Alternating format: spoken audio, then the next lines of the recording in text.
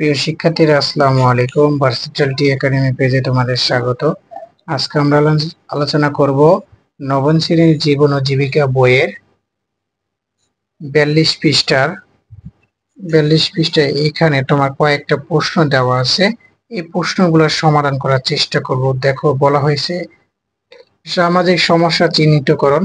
সামাজিক সমস্যা কি কি চিহ্নিতকরণ? দেখো, 1 নম্বর বলেছে, তোমরা কি কখনো লক্ষ্য করেছো আমরা যে সমাজে বসবাস করি সেখানে কি কি বাস্তব সমস্যা রয়েছে? কোন কোন বিষয় আমাদের কষ্টের কারণ হয়ে দাঁড়ায়? একই সমাজে বসবাসকারী সবাই সমাজে বিদ্যমান সামাজিক সমস্যা অনুভব করে। ব্যক্তি জীবনে ও পরিবারের জীবনে, পারিবারিক জীবনে মানুষের যেমন বিভিন্ন সমস্যা দেখা দেয়, তেমনি সমাজ জীবনে মানুষের নানা সামাজিক সমস্যার মোকাবেলা করতে হয়। হয়তো এই সমস্যার প্রভাব অনেকের কাছ থেকে এক এক রকম, কিন্তু সমাজে কোনো একটা সমস্যা থাকলে বা তৈরি হলে তা নৈতিক নেতিবাচক প্রভাব সমাজে বেশিরভাগ সদস্যের কোনো না কোনো ভাবে ক্ষতিগ্রস্ত হতে পারে। এবার বলেছে, তোমরা কি তোমাদের এলাকার সামাজিক সমস্যাগুলো চিহ্নিত করতে চাও? তা সমাধানে একটা উদ্ভাবনী আইডিয়া বাস্তবায়ন করে সবাইকে তাক লাগিয়ে দিতে চাও। এরপরে দেখো, তোমাকে কয়েকটা প্রশ্ন দেওয়া হয়েছে, অর্থাৎ 8টা প্রশ্ন দেওয়া হয়েছে। এই 8টা প্রশ্ন তোমাকে কি করতে হবে? সুন্দরভাবে উত্তর দিতে হবে। চলো, কথা না বাড়িয়ে আমরা মূল অ্যান্সারে চলে যাই। প্রিয় শিক্ষার্থীরা, 42 পৃষ্ঠে প্রথম প্রশ্ন দেখো, বলা হয়েছে 1 নম্বরে, ধরা যাক কোন একটি নির্দিষ্ট এলাকায় পানিতে আর্সেনিক বা লবণাক্ত বেশি, যা প্রভাবে সকলে ক্ষতিগ্রস্ত। এই সমস্যার সমাধান কি হতে পারে? সমস্যা সমাধানে কি উত্তর? নিরাপদ পানি সরবরাহ ব্যবস্থা থাকতে হবে, পাশাপাশি ক্ষতিগ্রস্তদের চিকিৎসা ব্যবস্থাপনা আরো জোরদার করতে হবে। আর্সেনিক যুক্ত পানি ফুটিয়ে খাওয়া যাবে না, কারণ আর্সেনিক যুক্ত পানিতে ফোটালে পানিতে আর্সেনিক কলকের ঘনত্ব আরো বেড়ে যায়। পুরনো টিউবওয়েলে আর্সেনিক আছে কিনা তা পরীক্ষা করতে হবে। আর্সেনিক যুক্ত টিউবওয়েলে লাল রং দিয়ে চিহ্নিত করতে হবে। এরপরে দেখো, 2 নম্বর প্রশ্ন ছিল কি, তোমাদের এলাকায় একটি শিল্প কারখানার বিষাক্ত বর্জ্য পার্শ্ববর্তী নদীতে ফেলা হচ্ছে। এই সমস্যার সমাধান কি হতে পারে? সমস্যার সমাধান উত্তর হতে পারে, দেখো, শিল্প বর্জ্য ব্যবস্থাপনা নিয়ে প্রশাসনের কঠোর হতে হবে। বর্জ্য ফেলার সুব্যবস্থা না থাকলে শিল্প কারখানা স্থাপনে অনুমোদন না দেওয়ার ক্ষেত্রে কর্তৃপক্ষের কঠোর হতে হবে। নদীতে বর্জ্য ফেললে কারখানার মালিকদের জরিমানা সহ কঠোর শাস্তির ব্যবস্থা করতে হবে। এরপরে 3 নম্বর কোশ্চেন আছে, দেখো, একটি এলাকার শিল্প কারখানার স্থাপনের ফলে ওই অঞ্চলের নারীদের কর্মসংস্থানের সুযোগ হলো, কিন্তু ঘরে ছোট ছেলে মেয়েরা থাকলেও অনেকে সেই সুযোগ দিতে পারছে না।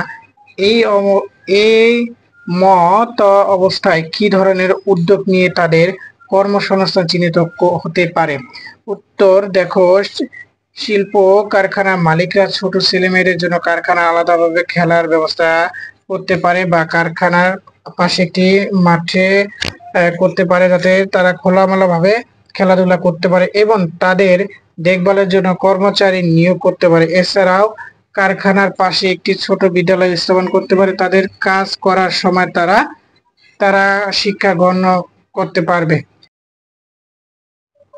4 নম্বরে, কোনো এলাকা হয়তো অনেক বজ্রপাত হয়, ফলে মাঠে কাজ করতে গিয়ে লোকজনের গবাদি পশুর প্রাণে হচ্ছে। এই সমস্যার সমাধান কি উদ্যোগ নেওয়া যেতে পারে? উত্তর, উঁচু জায়গায় এড়িয়ে চলতে হবে, যেন পাহাড় বা টিলা অথবা বাড়ির ছাদ। তারপরে 2 নম্বর, বৈদ্যুতিক তার খুঁটি এসব থেকে দূরে থাকা। 3 নম্বর, বজ্রপাতের সময় খোলা মাঠে থাকা যাবে না।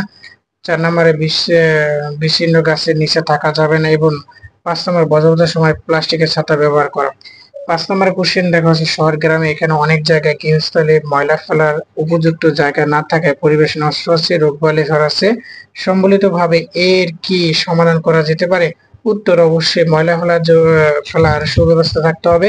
2 নম্বর, ময়লার আবর্জনা যাতে খালে বিলে পুকুরে না ফেলে তা খেয়াল রাখতে হবে। 3 নম্বরে, ময়লা আবর্জনা পরিবহনের সময় ময়লা যাতে নিচে না পড়ে সে বিষয়ে সতর্ক থাকতে হবে। 4 নম্বর, ময়লা আবর্জনা যে কোনো লোকালয়ে না জ্বালানো হয় সেদিকে খেয়াল রাখতে হবে। এবং 5 নম্বর বলা হয়েছে, ময়লা আবর্জনা কারখানা পুড়িয়ে শক্তি উৎপাদন করা যেতে পারে। 6 নম্বর প্রশ্ন দেখো, তীব্র গরমের কারণে শিক্ষা প্রতিষ্ঠানে ক্লাস খুব দুরূহ হয়ে পড়ে যায়। যাই, কি করলে এই সময়ে দাবদাহ থেকে বাঁচা যেতে পারে? উত্তর, বেশি বেশি পানি পান করতে হবে, কারণ গরমের কারণে ঘামের ফলে আমাদের শরীরের সকল তরল পদার্থ বের হয়ে যায়। 2 নাম্বার, দেহে দেহ পানি শূন্যতা দূর করার জন্য বিভিন্ন ফলমূল খাওয়া যেতে পারে, যেমন স্ট্রবেরি, তরমুজ, শসা ইত্যাদি। 2 নাম্বার, 3 নাম্বার বলা হয়েছে গরমে লিনেন বা সুতি কাপড় পরা উচিত এবং ঢিলে ঢালা সাদা বা কম উজ্জ্বল রঙের পোশাক। 4 নাম্বার বলা হয়েছে বাইরে বের হলে যাতে পায়ে বা মুখে সানক্লিন ব্যবহার করা এবং কি তারা ছাতা ব্যবহার করা।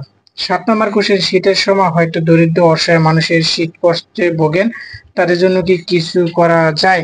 অবশ্যই। দেখো উত্তর, আমরা সকলে মিলে চাইলে তাদের সাহায্য করতে পারি। আমরা তাদের কষ্ট সকলের সামনে তুলে ধরবো, যাতে সকলে বুঝতে পারে এবং এসবের সকলে মিলে তাদের জন্য কম্বল কিনে তাদের মাঝে বিতরণ করে সাহায্য করতে পারি। বড় বড় ব্যবসায়ী বা ধনীদের দৃষ্টি আকর্ষণ করে তাদের এই সকল লোকদের সহায়তা করার জন্য অনুরোধ করতে পারি।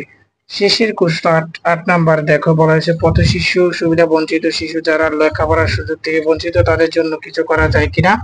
অবশ্যই। প্রথমে তাদের থাকার ব্যবস্থা করতে হবে এবং তাদের নিরাপদ খাবার প্রদান করতে হবে, সাথে প্রয়োজনীয় বস্ত্র দিতে হবে, তাদের সুশিক্ষার ব্যবস্থা করতে হবে, তাদের দিয়ে যে কোনো বেআইনি কাজ না করা হয় সেদিকে খেয়াল রাখতে হবে। প্রিয় শিক্ষার্থীরা, তোমরা দেখলে 42 পৃষ্ঠা 8টা প্রশ্ন দেওয়া ছিল।